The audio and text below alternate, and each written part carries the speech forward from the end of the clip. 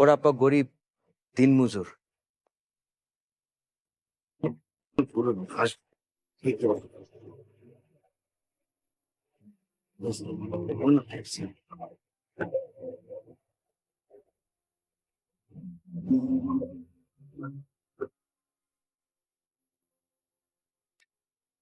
বাবা, এই যে আমরা তোমার জন্য অনেকক্ষণ ধরে অপেক্ষা করতেছি।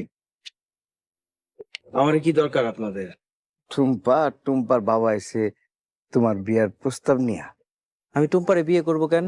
বাবাজি, আমরা খুশি হইয়া তোমার 5 লক্ষ টাকা দিব। চাচা, আপনি আমার যৌতুক সাধতেছেন? যৌতুক না, উনি খুশি হইয়া তোমার 5 লাখ টাকা দিতে চায়। একটা সময় আমার টাকার অভাব ছিল, বিয়েরও দরকার ছিল।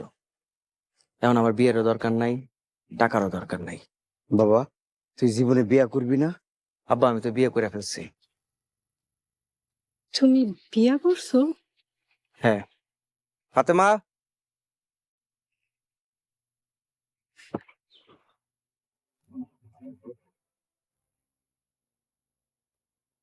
আসসালামু আলাইকুম। তুমি আমারে রাইখা এই মেয়েরে বিয়া করতে পারলা? একটা সময় তোমার বিয়ে করার লেগে পাগল আছিলাম, তখন আমার কাছে টাকা ছিল না।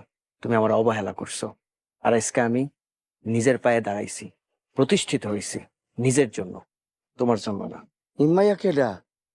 এই মাইয়ার বংশ পরিচয় কি বাবা? ফাতেমা, ওর আব্বা গরিব দিনমজুর।